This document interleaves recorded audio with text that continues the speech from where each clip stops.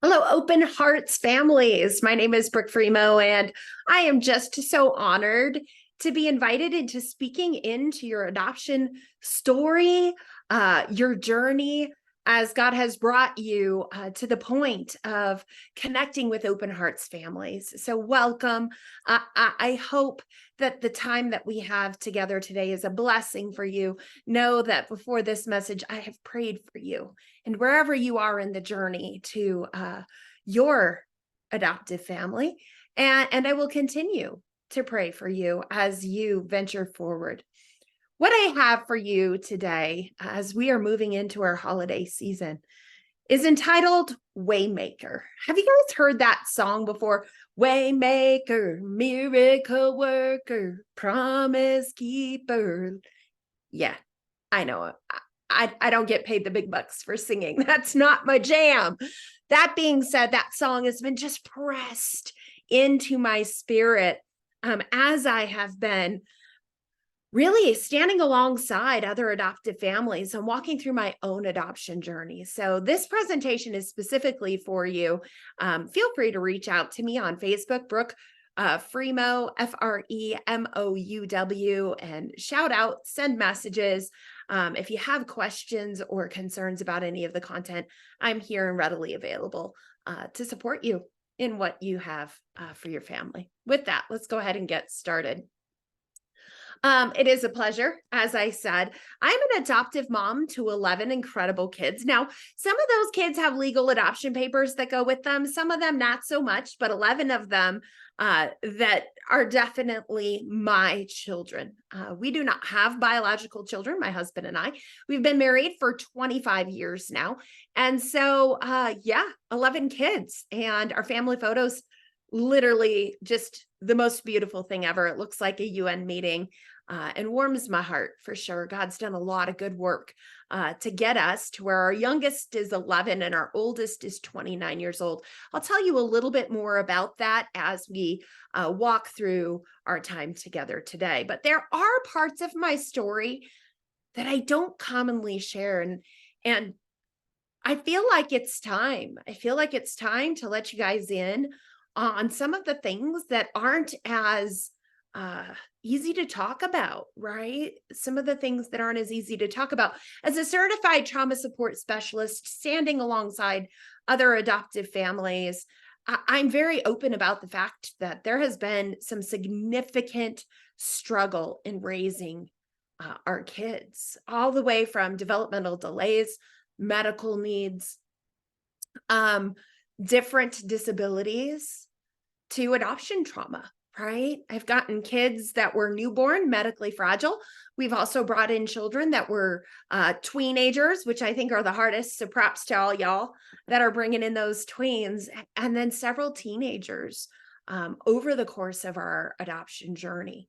With that being said, there are some kids that we don't talk about.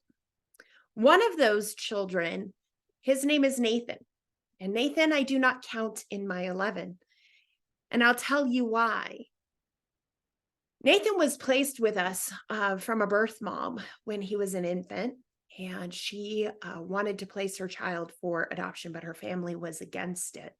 And we didn't know it at the time, but she actually lied and said that she had stillborn with that child, that the child was stillborn. And in all reality, the child was placed with us. And so as the family traced this down, a very controlling, abusive, non-functional family basically beat the biological mother and forced the truth in order that they would be able to take custody of this child. And so horrible. We had Nathan for, I believe, about 2 months. And this was now 17 years ago. And it was definitely an adoptive parent's nightmare, right? When you're placed with a child, birth mom's all for it, and then all of a sudden the child gets whisked away.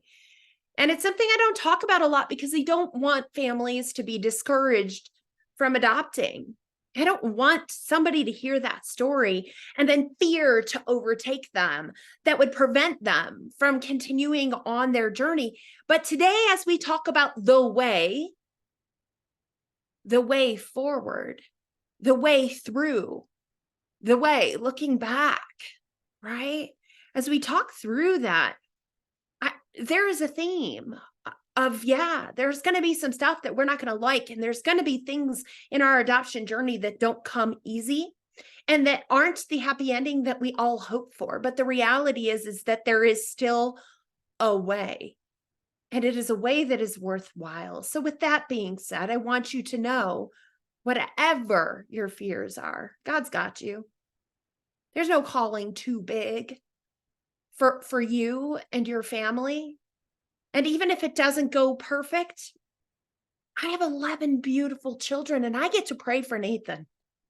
If Nathan hadn't had that time with me in those early days, who knows, right? But he's got a prayer warrior that is loving on him from now until forever. And I know that that has impact for him. There's also 2 kids that I've never brought home. They are kids that are now adults. And if you follow me on Facebook, you've seen them because they're in Dubai.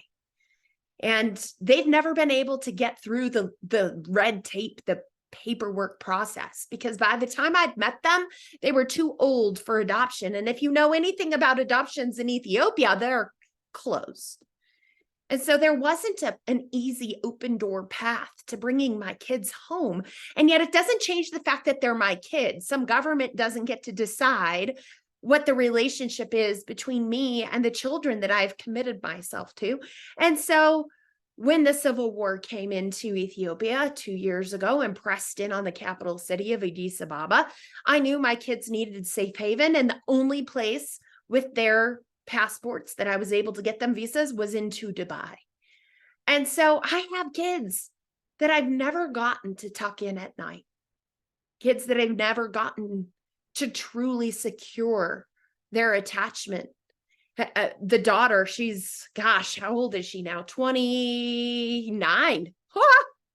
She's 29 years old, has her own child, is married in Dubai, and she still worries that she's going to say or do the wrong thing that would cost her our relationship. Gosh, that's hard, right? Beautiful, beautiful kids. So proud of them, so in love with them. And yet there are complications, right? And so wherever you're at in that journey, whether yours is a very just dot the I's, cross the T's, beautiful child that you're tucking in every night, and that child is an angel straight from heaven with no behaviors. Right. That's not a common story.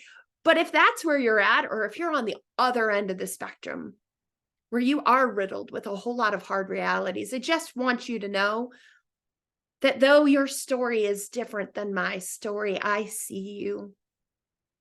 I hear you. The struggles are hard. They're really hard. And sometimes they need to be validated that it's okay to not be okay in the midst of those. And yet it doesn't mean that there isn't a plan. It doesn't mean that there isn't a path forward. All right. With that, let's go ahead and take a look at what it is we'll be talking about.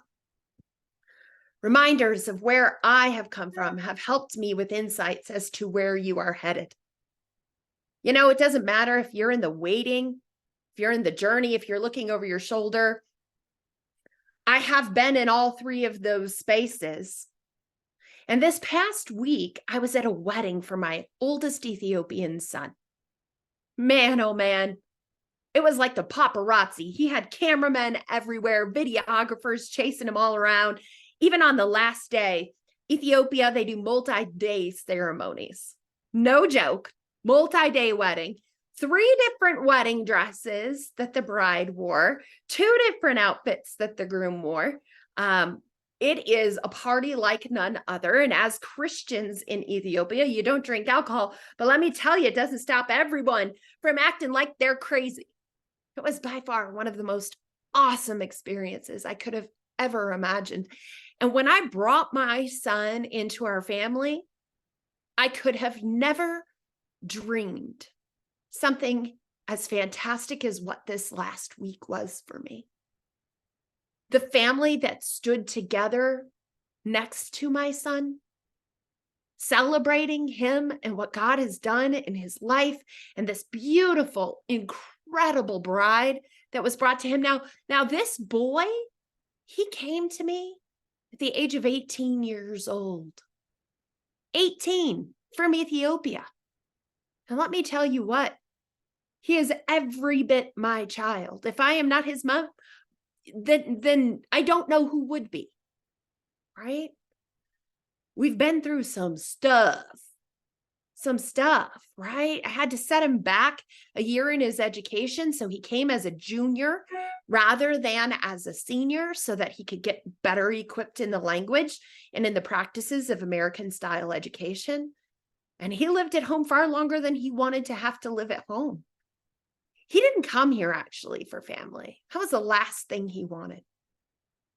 He would say, yeah, it's okay. I'll go live with a family. But the reality is his life had hurt him too bad. And the disappointments of family, they had scarred him immeasurably deep. And so when he came to the land of opportunity. And if it meant having a family in order to have that opportunity, okay, he'd be willing to take that. But make no mistake, I was the excess baggage when he first came. But that's not how the story ends. It's not how the story ends.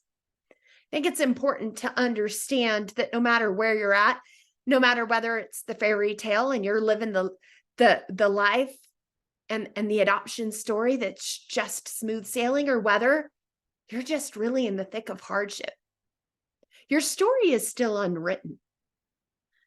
And there's going to be some really beautiful chapters. And I can tell you, it's worth it. It's worth it. I stand next to families in the heart of their trauma and in the worst of their moments. I have walked through the most painful moments of my life, not burying my mother, but curled up on my bathroom floor, self-soothing, like literally in the fetal position because of teenage children and the pain that they have inflicted into my world. I've been there, and I would not trade it for the world. Coming out the other side. And I hope that that's an encouragement to you, that there is a pot of gold at the end of the rainbow. But we've got to get there, right? Got to get there. How are we going to get there? The way home. If you are a family waiting to be matched, or maybe you're a family that's in the midst of fundraising for your beautiful child, or maybe you're going through licensing and home studies. Doesn't it feel like they're taking DNA samples and investigating your darkest corners of your hearts? It's a process. It's a hard process. And I remember one of my dearest friends when she was waiting to be matched for her child.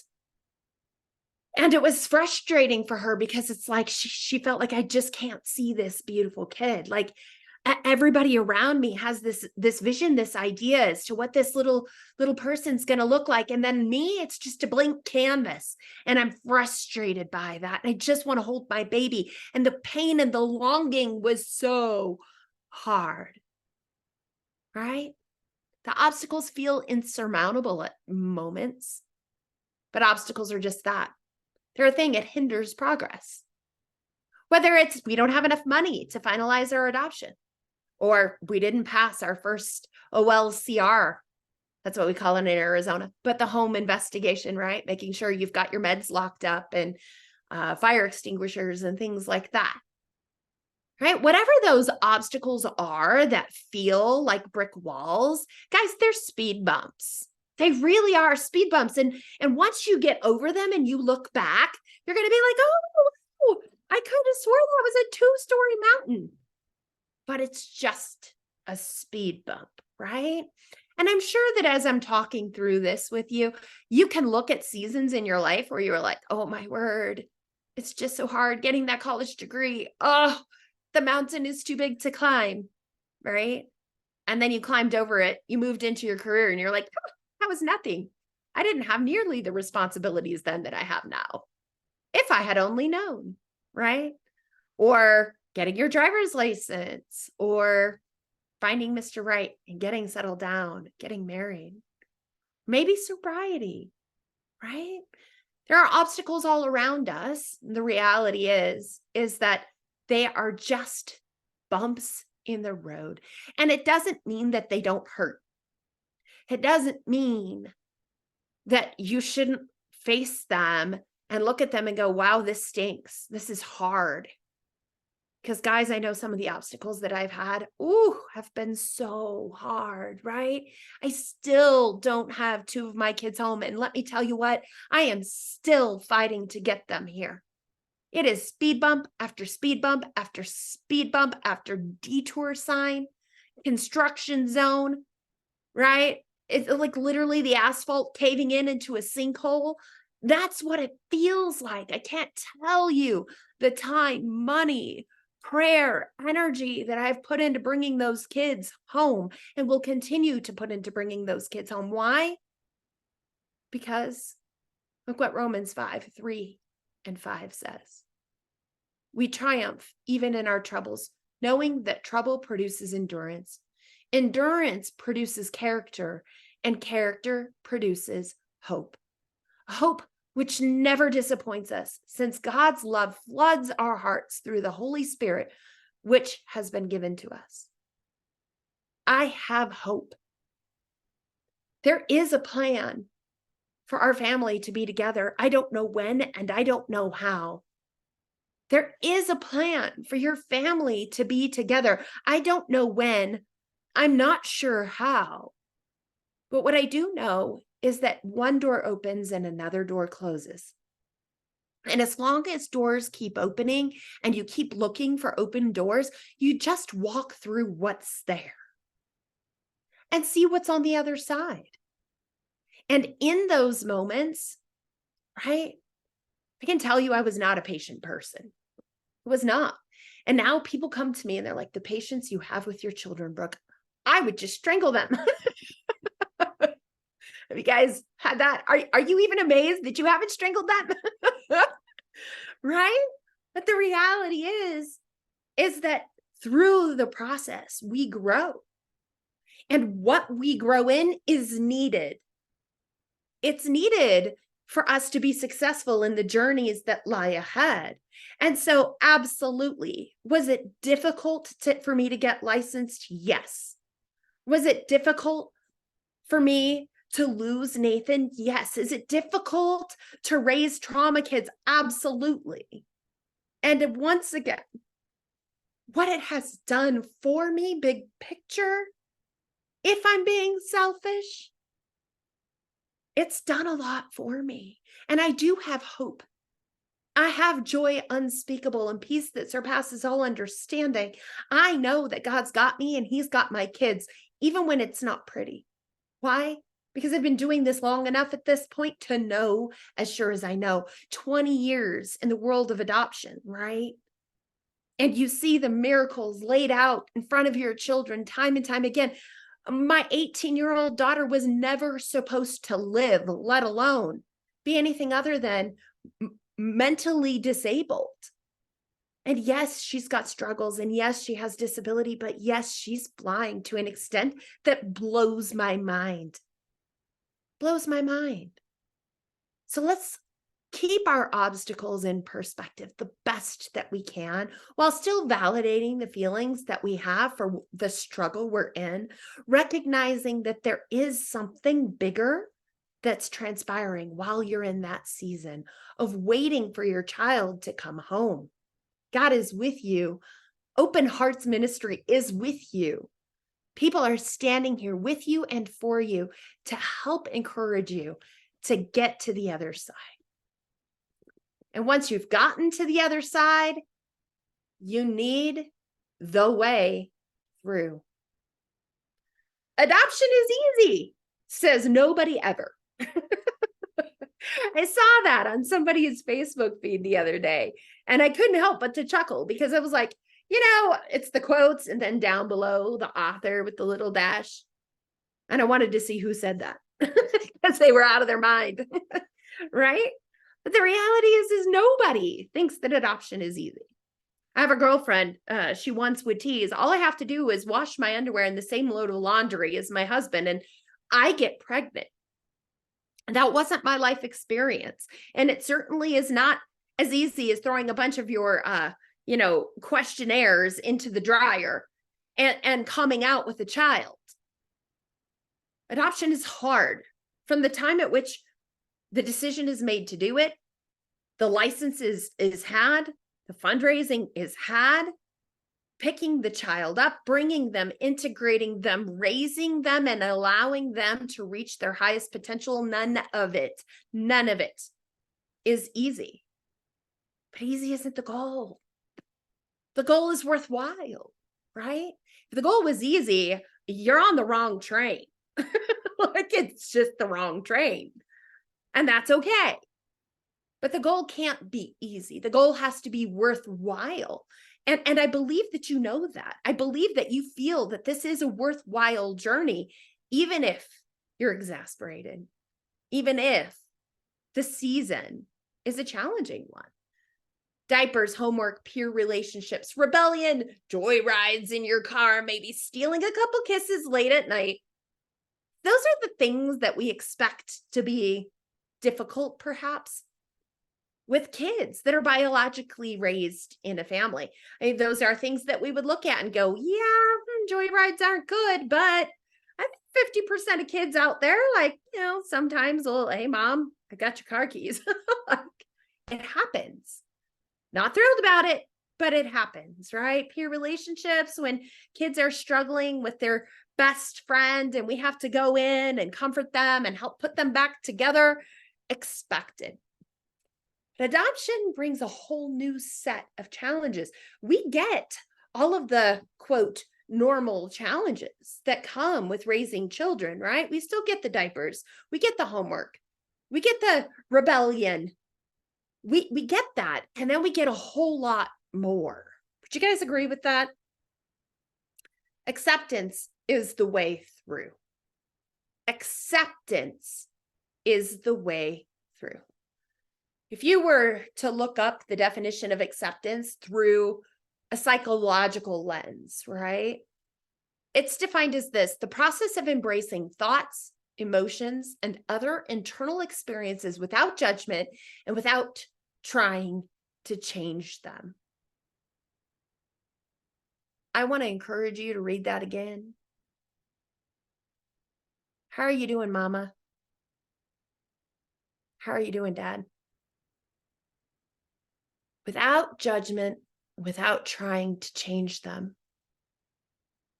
How many times, all those years ago, before I knew better, would I have something come out of my mouth to this effect? You're 8 years old.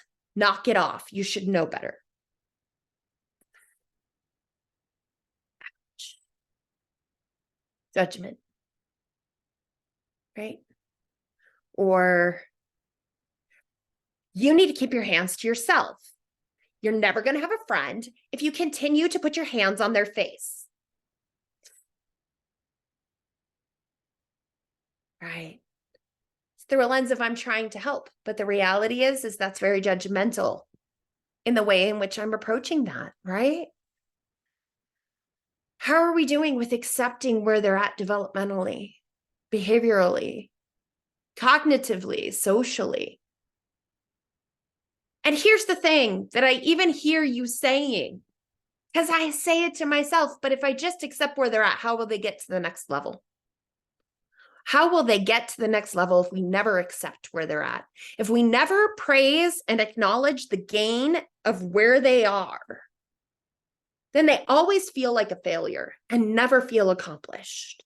And let me tell you, these kids oftentimes have low self-esteem from the get-go. And so if we can't get to a place where they can sit in their success and in the moment of where they are, they're going to burn out. They're going to be resentful. And then how about us? Do we sit in fear of what tomorrow is going to be? Because today is hard. Because if we're doing that, we're not accepting today. We're not even accepting tomorrow. We're stuck in resistance. It hurts, it's uncomfortable, and we push away what hurts and what's uncomfortable. That's resistance. Acceptance is the opposite of resistance. And so if you are like, oh, wow, yeah, gut check. I am resistant because I don't know how to accept this. This is unacceptable to me. This is hard. I don't think my child even likes me. Right? So then we get stuck in resistance. Yet getting okay with what is and where you are at, where God is taking you and your kids, is necessary. It's a necessary part of the process and of the journey in adoption. And I can tell you, if there's one thing that I've learned and that I continue to relearn, because as I mentioned, my youngest is 11. That's the hormones and the pulling away and realizing I am so different than my peer group. I don't learn the same. I don't socially engage the same. And it's hard and it's painful, right? Have you had a tween yet? They're hard. Not quite as hard as the teen, but they're hard. Just kidding. Yeah, got to get okay with what God's doing and recognize it's not my job to fix my child. My child is not broken. My child is on a journey to trusting. My child is on a journey to their highest potential. It is my job to put some bumpers in that bowling lane so that they bounce back into alignment. But that is not the same thing as saying, give me the bowling ball. You're screwing this up. Does that make sense? Those expectations you had as to what would be hard were rooted in what was normal. Going back to that list, right? Late nights, diapers, medical differences, peer relationships, maybe homework, right? A lot of that's rooted in what you experientially knew ahead of time. But guys, there is nothing normal about adoption. The trauma that comes with adoption or your role as an adoptive parent. There's nothing normal about it. And here's the thing that I would say is there were times where I just wanted to be cut from the cloth of normal. I wanted to be able to just have a biological child and pay the hospital bills and go home and raise my kid and have 2.5 kids and a minivan and a white picket fence and call it a day. But I wasn't made for normal, and you weren't made for normal either. I was not made for ordinary. I was made for extraordinary. And so were my children. If you're listening to this, trust me when I say, ordinary, it's not you. It's not your family. You weren't cut from the cloth of ordinary. Would it have been easier? Yep. Again, not the goal.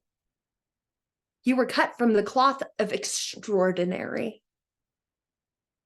And extraordinary things come because of extraordinary efforts, right? You don't go get a PhD just for showing up. You get a PhD because of all the energy and time and commitment that you put into your education. PhDs are pretty extraordinary from an academic standpoint. What does that look like for you? Just showing up's not going to get it done. And if you were a person who just shows up, you already would not have made it as far as you have in the world of adoption. It's not who you are. The families I work with are extraordinary families. You are an extraordinary family. God has purposed you. And even more than he has purposed you, I am telling you, as sure as I sit here, he has purposed your child or children for extraordinary things. And yep, they're going to run into some pretty serious walls, because people who climb Mount Everest, they definitely get hurt while they're training. But the reality is that your children are exceptional kids with a strength that you and I likely cannot muster or fathom. And you have been entrusted to raise them, to bring them up in the way in which they should go. What a gift. What a blessing. Can we accept it? Not just, yes, I accept the challenge, but no, I accept what's in front of me today. And I'm going to win this minute because I don't even know what it means like to win this day. But I'm going to win this minute. And when I'm done winning this minute, I'm going to win the next minute, because there are days where we have to measure it minute by minute. There are times and seasons in my life where people are like, what are you doing on Friday? And I'm like, Friday, please don't ask. I'm literally trying to figure out how to just get to dinner time. You been there? Yeah. And if that's where you're at, win this minute. And if you're in a really awesome season, then win the week, right? But win it, because your children are worthy. They are. And you know that. You already know that. Okay. Job 38:41. Job repented of his sin, so overwhelmed by the majesty of the Lord. In so doing, he sat in ashes, the typical ancient Near Eastern way of showing that God was right and that he really deserved was destruction. All he really deserved was destruction, right? Guys, it took Job 4 chapters. Yeah, it did. Right? He was like, but why? But why? If you're not well-versed of the book of Job in scripture, please go read it. Check it out. This guy literally loses everything. He loses his riches. He loses his family. He loses everything. And he's sitting there going, why, God? And for 4 chapters, this guy keeps saying, but, ... but, ... And God says, were you there when I created the world? Do you have any concept as to what's actually taking place here? No, you don't. You don't. And finally, Job gets it. And he falls into acceptance. And he recognizes, hey, listen, I'm sorry. You're absolutely right. I don't know what's going on. I just need to be obedient to the moment. I need to be okay with what is right here in this moment.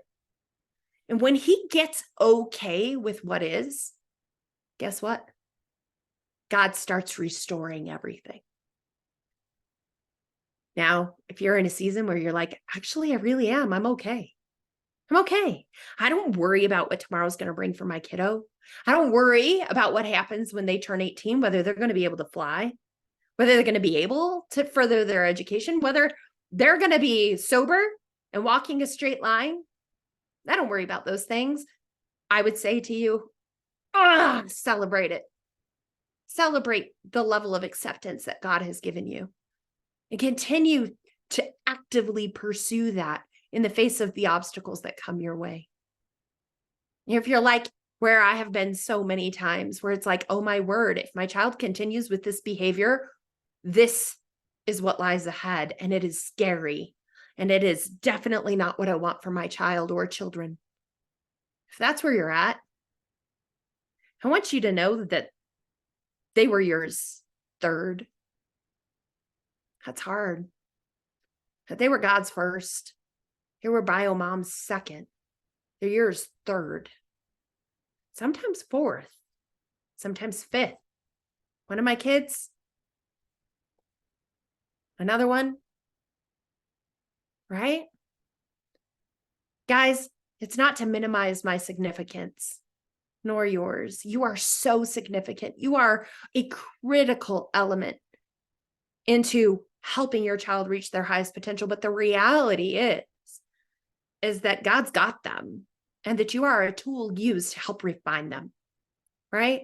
Whether you are shaving down layers, right? Whether you are taking a sledgehammer and breaking down walls, you're a tool. And so the objective has to be to desensitize, recognize that the things that feel personal usually are not. They're usually more about the state of your child than they are about you. And what's going on in their heart and in their body, more than what's going on with you, right? And so when we look at this, let me move my, right? When we get to the place where we're like, hey, listen, it's not about me, and I am sorry. I am sorry that I keep trying to make it about me and my fear, me and what I want for my child, me and what my child needs for themselves, right? When we stop and we just go, I accept what is today, recognizing today does not have to be tomorrow. And tomorrow does not have to be 5 years from now. And I don't need to hold on to fear not, right? We don't need to sit in that. We don't need to, I speak that. We speak life. We speak hope. We continue to remind our children what they're capable of and accept the struggle that they're in right now, even if we don't like it, and even if we don't approve of it, and even if there's consequences for it. We cannot choose it for them. They have to make the choices. All we can do is incentivize and discipline. That's it, right? When we relent, we find relief. When we say, I quit, God, I'm going to just open hand. Here's my child. Your will be done. Yeah, it reminds me of a story. I had a wayward daughter. She came at the age of 11. She was inpatient for behavioral and mental health services at the age of 13 and in and out of treatment programs between 13 and 18. Some pretty serious mental illness and a lot of very extreme history between the ages of 0 and 11. I remember on a Mother's Day, I was actually in church because that's what Mother's Day is. It's a Sunday. And I was worshiping in church, and she was a wayward prodigal girl. She was in California, and she sent me a hate message and said that one day if she's dead, she wanted me to know that it's because of me, that her life was in ruins because of me. And my heart was heavy. And the Lord very quickly said, rebuke that. Give her to me. I had been trying to fix the relationship, trying to fix her for so long. And literally, I got a vision where my hand was open and she was like this tall and she was standing in it. It's like came over me. And I said, she's yours. I may never have the right relationship with her on this side of heaven. And I need to be okay with that, because one day, we'll be able to embrace. But it's not today, and it may not even be while we're walking this planet. And when I did that, I became okay. And she had a lot to work through. And yet about a year later, she came back to us and we were able to establish some boundaries and expectations as far as just ways to navigate a healthy relationship. And I got to tell you, she's a beautiful soul. And it was exactly the Job scenario, right? Where it was like, Lord, you're right. Keep trying to fix her. I can't fix her. Yes, there's a lot of pain in there. You're the answer, not me. Get out of the way. Pretty awesome. Pretty sweet stuff. And I got to tell you, there are ups and downs to this day with that one. But I'm okay. I'm okay. She's okay too, right? All right. The way looking back. I told you about my son and his wedding. He's not the only son that's had a wedding. I have 3 married children. I have 7 grandchildren. My story has got some rough chapters, even still, some really rough chapters. And how is the story going to end? Is it going to be the fairy tale wedding that I had with my son? Is it going to be kids reestablished in a foreign country? Is it going to be your kid literally running into brick wall after brick wall before they figure it out? I don't know.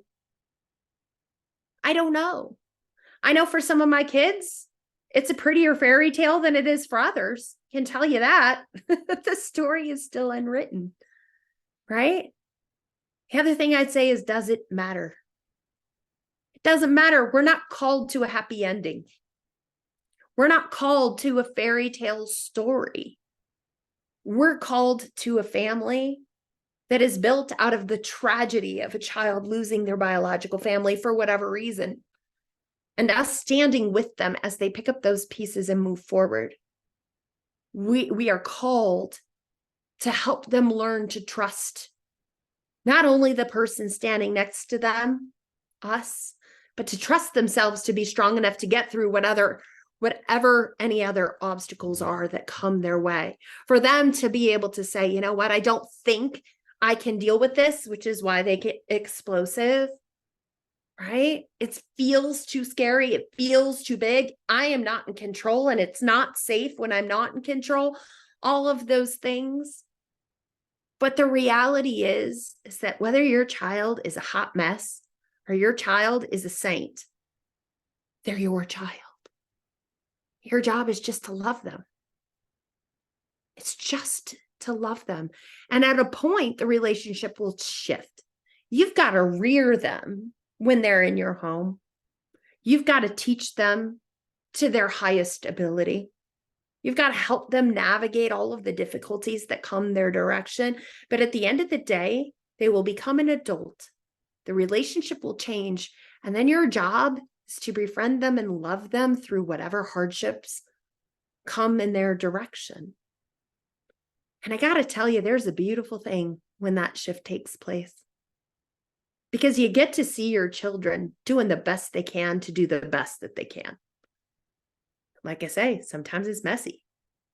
I've got some young adults that are kind of messy, but it's phenomenal to watch. And when, Mom, I can't even believe it. I got this new job and I really need a pair of pants because the dress code says no ripped jeans. And you say, what are you going to do about that? Right? Like, wow, that feels good. Can I just tell you? It feels so good. You don't have to fix everything, right? You get to empower your kids to fix their own problems, to navigate the world in the ways in which you have prepared them. Some of them are going to take to it and others are going to resist. But the reality is it doesn't matter.